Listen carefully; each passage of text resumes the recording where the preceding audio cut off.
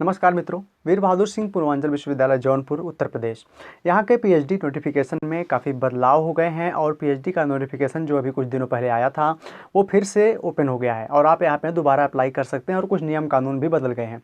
तो आपको ये वीडियो देखना ज़रूरी है। अगर आप यहाँ फॉर्म अप्लाई कर चुके हैं या फिर अगर आपको ये फॉर्म अप्लाई करना चाहते हैं तो आपको ये वीडियो देखना आवश्यक है। तो चलिए इस वीडियो को शुरू करते हैं और देखते हैं कि क्या डिटेल्स और नोटिफिकेशन में बदलाव हुआ है। सबसे पहले आप देख लें कि विश्वविद्यालय की वेबसाइट दोबारा ओपन हुई है और यहाँ पे ऑनलाइन आवेदन जो है वो शुरू हुआ है 1 अक्टूबर 2020 से, जो कि चलेगा 23 अक्टूबर 2020 तक। भरे हुए ऑनलाइन आवेदन पत्र की हार्ड कॉपी 31 अक्टूबर तक कार्यालय में पहुँच जानी चाहिए। वहाँ पे आप पोस्ट से भेजेंगे, जिसका एड्रेस मैं अभी आपको नीचे बता दूंगा। प्रवेश परीक्षा की डेट पहले घोषित नहीं थी, ये घोषित कर दी गई है, जो कि है 20 दिसंबर 2020 रविवार को। परीक्षा फल की तिथि है 12 जनवरी 2021 मंगलवार को। जिन अभ्यर्थियों ने इस सत्र 2020-21 हेतु पहले आवेदन कर दिया उनमें पुनः आवेदन करने की आवश्यकता नहीं है। जैसा कि मैंने आपको पहले बताया कि ये जो आवेदन पत्र है ये अभी 1 या 2 महीने पहले ओपन हुआ था, लेकिन फिर यहाँ पे डेट खत्म हो गई थी तो यह दोबारा ओपन किया गया है। अगर आपने पहले आवेदन कर दिया है तो पुनः आवेदन करने की आवश्यकता नहीं है। अगर आपने आवेदन नहीं किया है तो आप पुनः आवेदन कर सकते हैं। शुल्क वही है, सामान्य और पिछड़ी जाति के लिए 1000 रुपये है और अनुसूचित जाति और जनजाति के अभ्यर्थियों के लिए 500 रुपये की फीस है।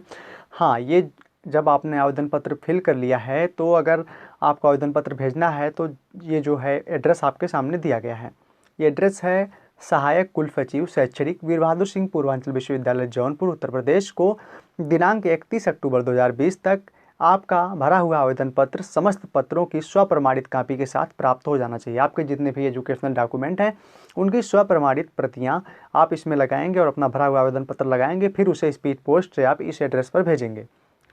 कोविड-19 महामारी के दृष्टिगत विशेष परिस्थिति में अपना आवेदन पत्र और समस्त प्रपत्रों की स्वप्रमाणित स्कैन कॉपी भी पीडीएफ फाइल में विश्वविद्यालय के मेल vbspu.phd777@gmail.com पर प्रेषित किया जा सकता है। मेरी सलाह है कि आप यहाँ पे जीमेल पे भी आवेदन पत्र अपना प्रेषित कर दें और ऑफलाइन मोड में भी अपना आवेदन पत्र अवश्य ही भेज दें। केवल ऑनलाइन मोड पे भरोसा नहीं करें। इसमें कुछ विशेष परेशानी नहीं है, कोई ज़्यादा खर्च भी नहीं आता है भेजने में, तो आप इसे अवश्य ही भेज दीजिएगा ऑफलाइन मोड में। जो ईमेल आईडी है ये पहले दूसरी थी, अभी दूसरी हो गई है, तो अगर आपके पास पहली वाली ईमेल आईडी है तो आप इसे अपडेट करके vbspu.phd777@gmail.com कर लीजिए और वहाँ पे ही अपना आवेदन पत्र आपको प्रेषित करना है। एक और बहुत बड़ा परिवर्तन हुआ है कि पहले सीटों का डिटेल नहीं आया था, जो कि अब आ चुका है। मैं आपके सामने सीट डिटेल पढ़ दे रहा हूँ। यहाँ पे आप सामने देख सकते हैं कि जो सीटें हैं वो विश्वविद्यालय परिसर में है या फिर महाविद्यालय में है, आपको यहाँ पे सामने लिखा हुआ दिख जाएगा। मैं इसे नहीं पढ़ रहा हूँ, मैं केवल फी डिटेल पढ़ूंगा। भौतिकी में सीटें हैं 39, रसायन विज्ञान में 51, गणित में 34, भूगर्भ विज्ञान अप्लाइड जियोलॉजी में 8, नैनो साइंस एंड टेक्नोलॉजी में 8, रिन्यूएबल एनर्जी में 3, बायोटेक्नोलॉजी में 25, एमबीए व्यावसायिक अर्थशास्त्र में 4, एमबीए एचआरडी में जो है 1 सीट है विश्वविद्यालय परिसर में, एमबीए वित्तीय अध्ययन में यहाँ पे सामने स्टार बना है और आगे खाली रखा गया है, तो यहाँ पे कोई सीट मौके पर नहीं है लेकिन भविष्य में खाली होने की संभावना है। इस निशान का मतलब यही है कि वर्तमान में सीट खाली नहीं है लेकिन भविष्य में खाली होने की संभावना है। एमबीए विश्वविद्यालय परिसर, यहाँ पे भी वैसा ही हाल है। व्यवहारिक मनोविज्ञान 6 सीटें हैं, कंप्यूटर एप्लीकेशन 3, इलेक्ट्रॉनिक्स इंजीनियरिंग में भी भविष्य में सीटें खाली होने की संभावना है। कंप्यूटर साइंस एंड इंजीनियरिंग में भी भविष्य में सीटें खाली होने की संभावना है। मैकेनिकल इंजीनियरिंग विभाग 5, मानविकी और सामाजिक विज्ञान 2, जनसंचार एवं पत्रकारिता 9, विधि 12, हिंदी 10, अंग्रेजी 2, समाजशास्त्र 5, राजनीति शास्त्र 22 सीटें हैं। प्राचीन इतिहास में सीट नहीं है लेकिन फ्यूचर में खाली हो सकती है, विश्वविद्यालय परिसर में नहीं महाविद्यालय में मिल पाएगा। मनोविज्ञान में 10 सीटें हैं, सैन्य विज्ञान में 28 सीटें हैं, इतिहास में अभी सीटें खाली नहीं हैं। अर्थशास्त्र आपका महाविद्यालय में मिलेगा, 25 सीटें हैं। जो सीटें खाली नहीं हैं उनके लिए भी आवेदन लिया जा रहा है लेकिन उसमें फ्यूचर में सीटें खाली होने की संभावना है, तो आपको आवेदन कर देना है अगर सीट खाली नहीं है तो भी। शिक्षा शास्त्र में जो आपकी 2 सीटें हैं, संस्कृत में 43 सीटें हैं, यहाँ पे अच्छी संख्या है। दर्शन शास्त्र में 14 सीटें हैं, उर्दू में 4, शिक्षा संकाय महाविद्यालय यहाँ पे 11 सीटें हैं, वाणिज्य 4, जंतु विज्ञान 26, वनस्पति विज्ञान 3, सस्य विज्ञान महाविद्यालय में 11, अनुवांशिकी, पादप प्रजनन 13, पादप रोग विज्ञान 5, कीट विज्ञान में सीटें अभी नहीं हैं, खाली होंगी। कृषि रसायन 3, उद्यान विज्ञान 7, पशुपालन एवं दुग्ध विज्ञान 6, कृषि अर्थशास्त्र 0 है मौके पर। गृह विज्ञान में भी अभी नहीं है लेकिन फ्यूचर में होगी तो इसे भरना है। भूगोल में 7 है, शारीरिक शिक्षा में 12, कृषि प्रसार में अभी नहीं है, संगीत में 1 सीटें हैं, कृषि अभियांत्रिकी में नहीं है। देखिए नीचे बताया गया है कि वर्तमान में सीट रिक्त नहीं है लेकिन भविष्य में रिक्त होने की संभावना है। पीएचडी प्रवेश परीक्षा के उपरांत डीआरसी की अंतिम तिथि तक सीटों में परिवर्तन होना संभव है। शोध अभ्यर्थी के लिए अर्हता, यहाँ पे देखिए कुछ अर्हताओं में चेंजिंग की गई है। अगर आपने पहले से ये फार्म भर दिया है, आपने 1-2 महीने पहले इस फार्म को अप्लाई कर दिया था पहले चरण में, और आगे कुछ ऐसी योग्यताएं चेंज हो गई हैं जो आपके पास नहीं है, तो भी आपका फार्म वैलिड है और आपका फार्म बिल्कुल मान्य रहेगा। इस फार्म में जो बाउंडेशन आपके लिए रखा गया है कि जनरल में आपको न्यूनतम 55% अंक होने चाहिए और ओबीसी, एससी, एसटी और विकलांग आवेदकों के लिए न्यूनतम 50% अंक होने चाहिए। ऐसा शायद बाउंडेशन पहले वाले फार्म में नहीं था, लेकिन अगर आपने पहले भर दिया है, आपका फार्म भरा जा चुका है, तो फिर आपकी योग्यता बनी रहेगी, उसमें कोई प्रॉब्लम नहीं है। नए लोगों के लिए ये बाउंडेशन संभवतः लागू हुआ है। ऐसे समस्त अभ्यर्थी जिन्होंने UGC, CSIR, DBT, ICAR, ICMR आदि संस्थाओं से जेआरएफ, नेट, गेट और यूपी स्लेट आदि समकक्ष परीक्षा उत्तीर्ण की हो, वो भी भर सकते हैं, फिल कर सकते हैं।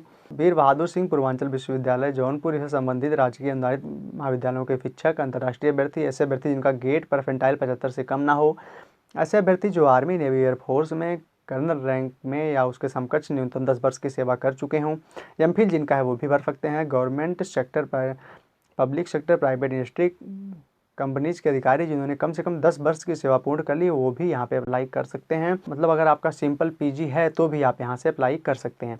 अभी देखिए यहाँ पे परीक्षा का भी नियम ले आए हैं, शायद पहले ये नियम नहीं था। अस्थायी शिक्षक जो विश्वविद्यालय परिसर और विश्वविद्यालय संबंधित कॉलेज में अध्यापन कर रहे हों, अपनी परीक्षा अवधि पूर्ण कर चुके हुए परीक्षा से छूट प्राप्त होगी उन्हें। और किन लोगों को छूट प्राप्त होगी, यहाँ पे बताया गया अंतर्राष्ट्रीय अभ्यर्थी और वे अभ्यर्थी जिनका चयन UGC NET, CSIR NET, JRF GATE आदि में हुआ हो, जिनका नेट, जेआरएफ गेट ये सब है, उन्हें भी परीक्षा से छूट प्राप्त होगी। जिन अभ्यर्थियों ने गेट की परीक्षा कम से कम 75% अंकों के साथ पास की है, उन्हें छूट है। और जिन्होंने आर्मी, नेवी, एयरफोर्स में जो सेवाएं की हैं, उन्हें भी छूट है, एमफिल धारकों को भी छूट है। लेकिन अभी देखिए जो ये लिस्ट है आपके सामने, ये सबकी है जिन्हें परीक्षा से छूट है। उपरोक्त श्रेणी के अंतर्गत पीयू ग्रेड परीक्षा से छूट पाने वाले अभ्यर्थियों को भी ऑनलाइन आवेदन करना अनिवार्य है, अन्यथा की स्थिति में प्रवेश पर कोई विचार नहीं किया जाएगा। अभी आवेदन तो सबको करना है लेकिन प्रवेश परीक्षा सबको नहीं देनी है, इंटरव्यू सबको देना पड़ेगा। तो मिला जुला के ये है कि जिनका सिंपल पीजी है सिर्फ उन्हीं को परीक्षा देनी है, जिनका भी नेट, जेआरएफ गेट इत्यादि है उन्हें प्रवेश परीक्षा से छूट प्राप्त है। सारे नियम यही कहते हैं। प्रवेश परीक्षा हेतु आवेदन संबंधी दिशा निर्देश यहाँ पे आपको बताया गया है। इसमें कुछ खास ऐसा नहीं है जो कि बताने की बात हो, तो मैं इससे आगे बढ़ जाता हूँ। प्रवेश पत्र डाउनलोड के बारे में बताया गया है और आपको बताया गया कि कोई त्रुटि नहीं होनी चाहिए। फिर देखिए अब शोध प्रवेश परीक्षा के प्रश्न पत्र का प्रारूप। अभी इसमें क्या है, पीयू ग्रेड बहुविकल्पी प्रश्न पत्र यहाँ पे होगा, जिसमें 2 प्रश्न पत्र होंगे। प्रथम प्रश्न पत्र सभी विषयों के अभ्यर्थियों के लिए समान होगा, जिसमें वस्तुनिष्ठ प्रकार के 50 प्रश्न होंगे। प्रत्येक प्रश्न 2 अंक के होंगे। यह प्रश्न जनरल अवेयरनेस, रिसर्च एप्टीट्यूड और एकेडमिक एप्टीट्यूड पर आधारित होगा। इसके लिए 1 घंटे का समय निर्धारित होगा। द्वितीय प्रश्न पत्र सभी विषयों के अभ्यर्थियों के लिए अलग अलग होंगे। इस प्रश्न पत्र में केवल संबंधित विषय पर आधारित वस्तुनिष्ठ प्रकार के 100 प्रश्न होंगे। प्रत्येक प्रश्न 2 अंक के होंगे। इस प्रश्न पत्र के लिए 2 घंटे का समय मिलेगा और कोई निगेटिव मार्किंग इस परीक्षा में नहीं है। अब इसमें कुछ लोगों का सवाल हो सकता है कि इसमें सिलेबस क्या होगा। तो देखिए सिलेबस आपका अगर पीएचडी का एंट्रेंस एग्जाम है तो आप ये मान के चलिए कि जो अभी आपका सिलेबस है वो नेट का सिलेबस होगा। आप पीजीटी की कोई बुक हो तो उसे पढ़ लीजिए और फिर नेट का सिलेबस ना आपका जो भी नेट में सब्जेक्ट हो उसका अच्छी कोई बुक उठा के उसमें से मल्टीपल चॉइस क्वेश्चन पढ़ लीजिए, पुराने नेट के पेपर पढ़ लीजिए, तो फिर आपको तैयारी पूरी हो जाएगी। जो भी आपका सब्जेक्ट हो उसके लिए आप उस सब्जेक्ट की कुछ बेसिक बुक पीजीटी लेवल की, टीजीटी लेवल की और फिर एक बुक जो कि नेट लेवल की हो, अच्छी बुक हो, और फिर नेट के पुराने प्रश्न पत्र की जो साल्ट पेपर वाली बुक है उसको पढ़ लीजिए और फिर इससे आपकी तैयारी पूरी हो जाएगी और आप इस परीक्षा को निकाल सकेंगे। प्रवेश परीक्षा 2 दिसंबर 2020 को 2 पालियों में प्रातः 11 से 12 बजे तक और फिर अपराह्न 2 से 4 बजे तक संपन्न कराई जाएगी। फिर परिणाम अपलोड होगा। ये सब तो खैर ठीक है। आगे आरक्षण के बारे में बताया गया है। जो आरक्षण है वो लागू होगा। आर्थिक रूप से पिछड़े सामान्य वर्ग के लिए भी आरक्षण यहाँ पे लागू किया जाएगा 10%। क्षतिज आरक्षण भी आपको दिया जाएगा स्वतंत्रता सेनानियों को। और देखिए महिला अभ्यर्थियों हेतु 20% स्थान यहाँ पे आरक्षित है। अपने अपने वर्ग में सबको 20% सीटें मिलेंगी। कुछ और आरक्षण है, जैसे 2% तलाकशुदा महिलाओं के लिए, 2% स्वतंत्रता सेनानियों के लिए, और फिर इसी तरह के छोटे मोटे आरक्षण हैं। जैसे कुछ विकलांगों के लिए 3% का आरक्षण है। तो ये क्षैतिज है, ये अपनी कैटेगरी के अंदर जाने के बाद मिलता है। और इसके आगे जो है डिटेल्स, तो इसमें ज़्यादा कुछ है नहीं, आप अपने सामने देख पा रहे हैं। एक बार नोटिफिकेशन को आप ज़रूर से ज़रूर पढ़ लीजिएगा। मैं इसका लिंक जो है इसी वीडियो के डिस्क्रिप्शन में दे दूँगा। नोटिफिकेशन आप स्वयं से पढ़ लें। देखिए हमने पूरा नोटिफिकेशन आपको बता दिया है।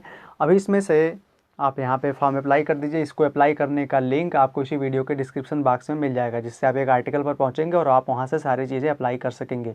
इस वीडियो के नोटिफिकेशन को डाउनलोड करने का लिंक भी उसी आर्टिकल के अंदर मिल जाएगा, जिस आर्टिकल का लिंक आपको इस वीडियो के डिस्क्रिप्शन बॉक्स में मिलेगा। आप उससे एक वेबसाइट पर पहुंचेंगे और वहां पे आपको सारी चीज़ें एक साथ, जैसे सरकारी रिजल्ट पे आपको मिलती हैं, वैसे ही सारी चीज़ें एक साथ क्रमबद्ध तरीके से सजा कर आपको मिल जाएंगी। आप वहाँ से नोटिफिकेशन देख सकते हैं, फॉर्म को अप्लाई कर सकते हैं, फीस पेमेंट कर सकते हैं और डिटेल्स भी वहाँ पे आप ले सकते हैं। तो ठीक है फ्रेंड्स, ये रहा पूरा वीडियो अच्छा लगा हो तो लाइक करिएगा। इस फॉर्म को फिल करिए, तैयारी में लगे रहिए। Thanks for watching.